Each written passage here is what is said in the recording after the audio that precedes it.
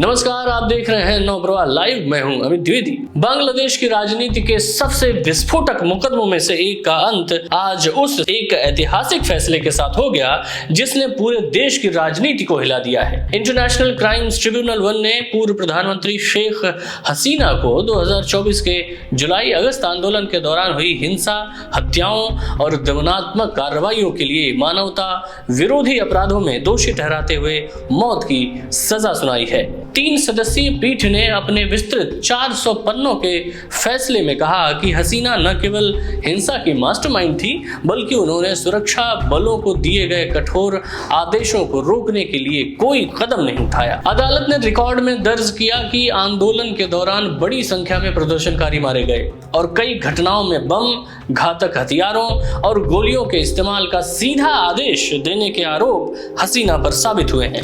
Tribunal ने कहा कि ये कार्रवाई योजनाबद्ध थी और इसका उद्देश्य आंदोलन को किसी भी कीमत पर कुचलना था। अभियोजन पक्ष ने अदालत में 10,000 पन्नों के दस्तावेज, video audio recording, drone footage और इंटरनेट संचार से जुड़े तकनीकी सबूत पेश किए। 80 से अधिक गवाहों ने घटनाओं के प्रत्यक्ष और परोक्ष विवरण दिए, जिसके आधार पर अदालत ने हसीना को दोषी ठहराया।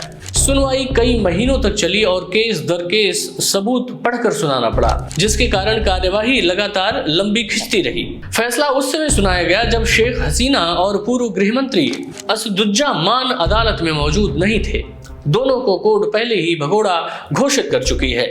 अदालत के बाहर ढाका शहर में सुरक्षा के कड़े इंतजाम किए गए हैं। पिछले एक सप्ताह में राजधानी में 40 से ज्यादा आगजनी और कई बम विस्फोट के घटनाओं के बाद पुलिस को आदेश दे दिया गया है कि कोई भी व्यक्ति आगजनी या विस्फोट की कोशिश करता नजर आए तो उसे देखते ही गोली मार दी जाए। फैसले से पहले शेख हसीना ने अपने समर्थकों को भेजे संदेश में कहा है कि उन पर लगाए गए सभी आरोप झूठे हैं और साजिशन हैं। उन्होंने कहा, वो जो भी फैसला देना चाहे दें, मुझे परवाह नहीं है। अधिकतम सजा और संपत्ति जब्ती की मांग की गई है।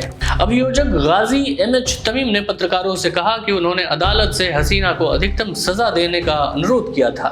साथ ही दोषियों की संपत्ति जब्त करके आंदोलन के दौरान मारे गए और घायल हुए लोगों के परिवारों में वितरित करने की भी मांग की गई है। तमीम ने बताया कि कानून के अनुसार हसीना उच्चतम न्यायालय में तभी अपील कर सकती हैं जब या तो वे आत्मसमर्पण करें या फिर 30 दिनों के भीतर गिरफ्तार कर ली जाएं। अब बांग्लादेश में तनाव की स्थिति है। सवाल ये उठता है कि इसके आगे क्या हो सकता है। फैसले के बाद बांग्लादेश की राजनीति में अस्थिरता और बढ़ने की आशंका है। सुरक्षा एजेंसियां अलर्ट पर हैं और शहर दर शहर पुलिस रैपिड एक्शन बटालियन की तैनाती बढ़ा दी गई है। ये फैसला बांग्लादेश की सत्ता संरचना, राजनीतिक भविष्य और क्षेत्रीय समीकरणों पर बड़ा असर डाल सकता है। अब देखना है कि इस पूरे मामले में आगे क्या होता है। जानने के लिए बने रहे हमारे साथ, देखते रहे नवप्रवाह लाइव। नमस्कार।